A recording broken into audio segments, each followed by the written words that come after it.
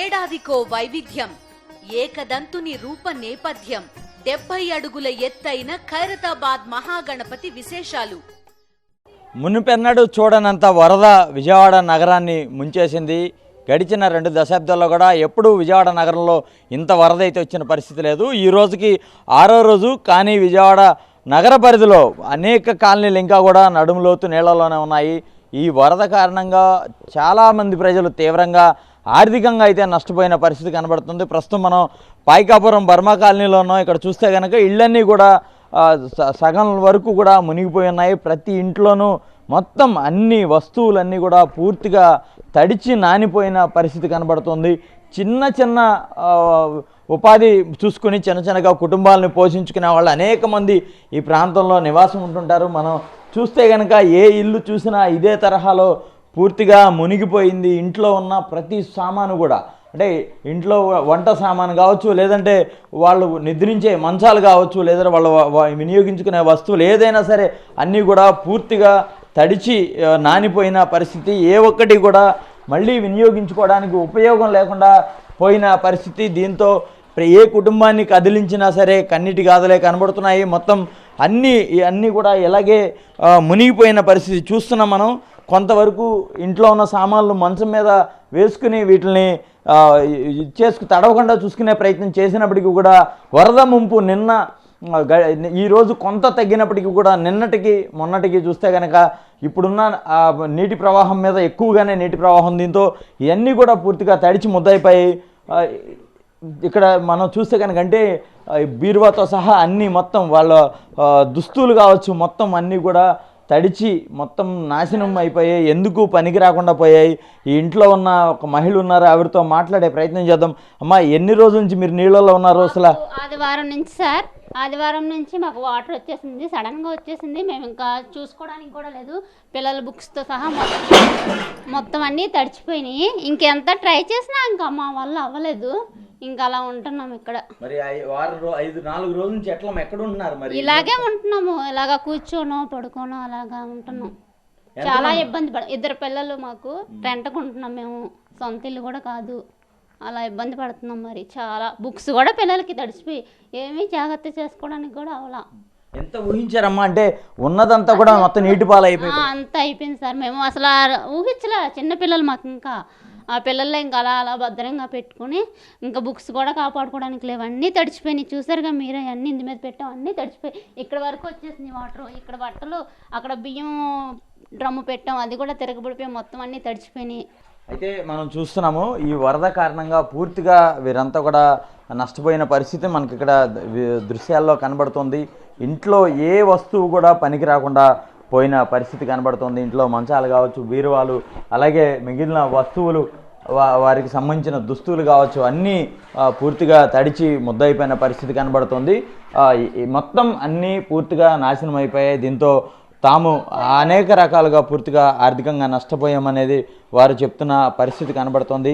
ఏ ఇల్లు చూసినా సరే ఇదే తరహాలో మొత్తం మునిగిపోయిన పరిస్థితి కనబడుతుంది. ఇప్పుడు మీరు చెప్పండి, అంటే ఉన్నదంతా ఇలా మొత్తం మునిగిపోయిన పరిస్థితి, మళ్ళీ మొదటి నుంచి మీరంతా మీ కుటుంబానికి సంబంధించిన అన్ని సేకరించాల్సిన పరిస్థితి వస్తుంది. అసలు ఇలాంటి పరిస్థితి వస్తుందని ఊహించారా?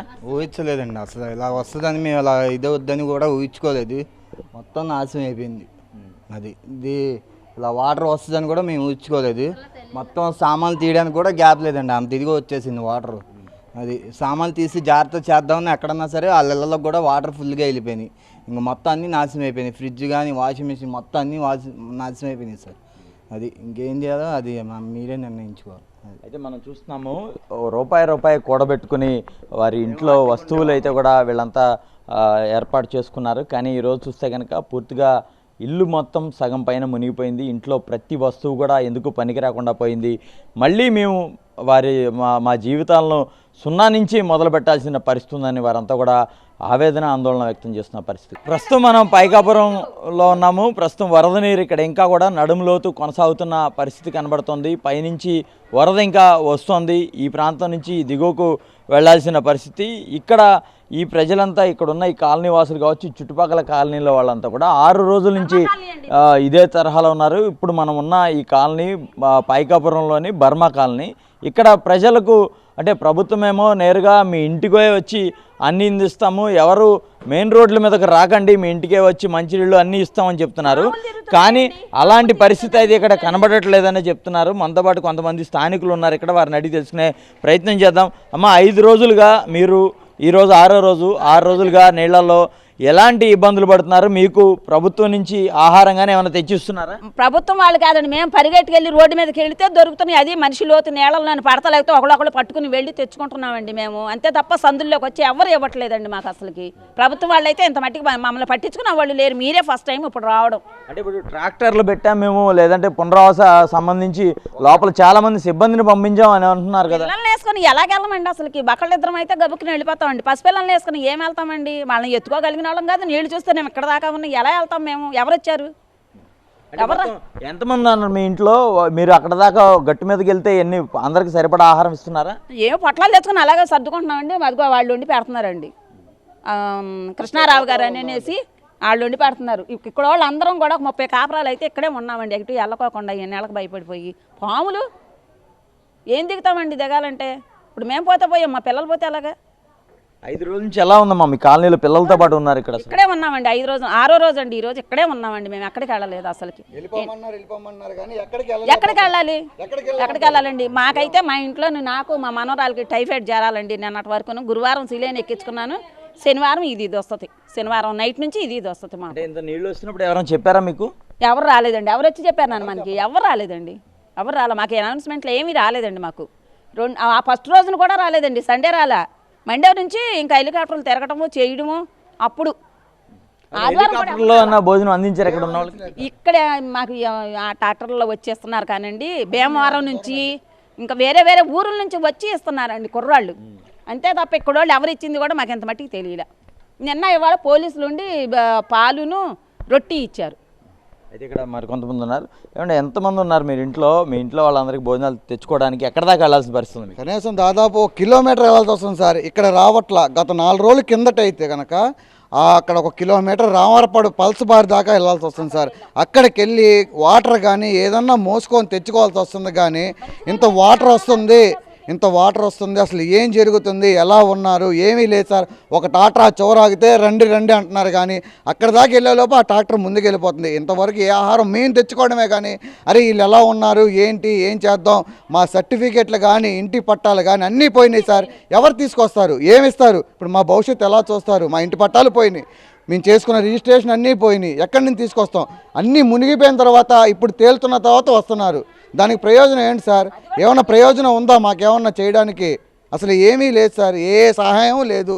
మరి ప్రభుత్వము పడవలు పెట్టింది, లేదంటే ఆ ఎన్డీఆర్ఎఫ్ సిబ్బందిని పెట్టింది, ట్రాక్టర్లో భోజనాలను ఇంటికే పంపిస్తామని చాలామంది సిబ్బందిని పెట్టామని చెప్తుంది. మీకు అసలు రావట్లేదు ఇళ్ళకి? సార్ 300 బోట్లు దించానన్నారు సార్. దాదాపు ఒక బోట్ వస్తే గ్రేట్ సార్.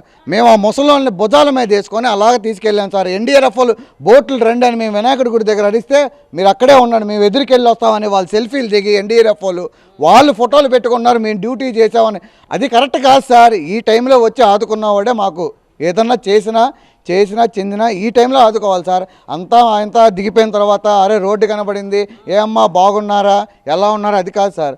ఇంత ఆపదలో ఉన్నప్పుడు వచ్చి బోట్లో రక్షించి సురక్షిత ప్రాంతాలకు చేర్చాలి, లేకపోయినా వసతి కల్పించాలి సార్. ఏమీ అందలేదు సార్. నిజంగా చెప్పాలంటే ఏదో పాసిపోయిన ఫుడ్ వస్తుంది, ఒక పొట్లం బాగుంటే ఒక పొట్లం అయితే పాసిపోతుంది. మరి వాళ్ళు ఇస్తున్నా అంటున్నారు. మాకైతే ఇంతవరకు ఏం చెందలేదు సార్. ఇళ్ళన్నీ మునిగిపోయి అలాగే వారం రోజుల నుంచి గడగడగడలాడుతూ తిండి తిప్పలు లేకుండా అలాగే బతుకుతున్నాం సార్. ఎక్కడ పోతే ఇంకా ఏం పోతాయో. ఫ్రిడ్జ్ పోయింది, మంచం పోయింది, అలాగే సర్టిఫికెట్లు పోయినాయి సార్. అయ్యంటే కొనుక్కుంటాం, డబ్బులు ఎన్ని అంటారు మళ్ళీ సంపాదించుకుంటాం. ఈ సర్టిఫికెట్లు పోతే భవిష్యత్తు కదా సార్, ఎక్కడి నుంచి తెచ్చుకుంటాం? సర్టిఫికెట్లు ఎలా ఇస్తారు? మా గవర్నమెంట్ నుంచి ఏదైనా సహాయం చేయాలనే మేము కోరుకుంటున్నాం. అది సార్. ఇది మనం చూస్తున్న పరిస్థితి. ఏ ఒక్కరు కూడా ఇక్కడ సాయం అందలేదు. అంటే ప్రభుత్వం చెప్పినట్టు ఇంటింటికి వచ్చి ఎవరైతే ఇవ్వట్లేదు, వీళ్ళంతా దాదాపుగా కిలోమీటర్ మేర ఈ నడుంలోతు నీళ్లలోనే నడుచుకుంటూ వీరంతా వెళుతున్న పరిస్థితి కనబడుతుంది.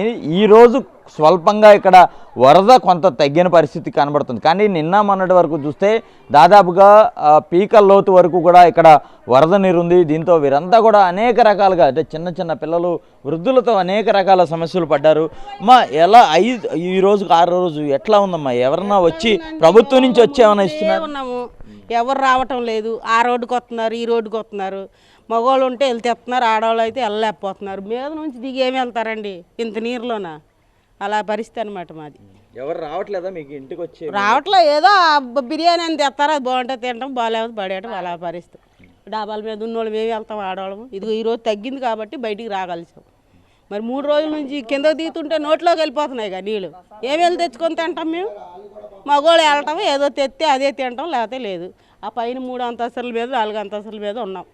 అయితే మనం ఇక్కడ చూస్తున్నాము చాలామంది ఇక్కడ ఇళ్ళు కూలిపోయిన వాళ్ళంతా కూడా వీళ్ళంతా చిన్న చిన్న ఇళ్లలో ఉన్న వాళ్ళంతా కూడా పక్కనే ఉన్న డాబాలు ఏవైతే ఉన్నాయో వారి ఇళ్ల మీదకి ఎక్కి ప్రాణాలను కాపాడుకుంటున్న పరిస్థితి ఇక మనం విజువల్స్లో చూస్తున్నాము. అంటే ప్రభుత్వం ఇంటికే పంపిస్తున్నాము, ప్రతి ఇంటికి మేము భోజనాలు అందిస్తున్నాం, మంచినీళ్ళు అందిస్తున్నాం, పాల ప్యాకెట్లు ఇస్తున్నాం అన్నారు. కానీ కాలనీల్లో ఉన్న లోపల వైపు ఉన్న కాలనీల్లో ఏ కాలనీలకి కూడా ఎవరు అయితే రాని పరిస్థితి కనబడుతుంది. మనం చూస్తున్నాం నీళ్ళలో వారంతా కూడా నడుములోతు నీళ్ళల్లో ఇక్కడి నుంచి కిలోమీటర్ పైబడి ఒడ్డు మీదకు వెళ్ళి అక్కడ ఏదైతే ప్రభుత్వం సప్లై చేస్తుందని చెప్తుందో అక్కడి నుంచి వారు ఆహార పొట్లాలు కావచ్చు లేదంటే మంచినీరు తెచ్చుకుంటున్న పరిస్థితి మనకి చాలా స్పష్టంగా విజువల్స్లో కనబడుతుంది. కెమెరా పర్సన్ వెంకటతో అశోక్, సాక్షి టీవీ, పైకపురం నుంచి.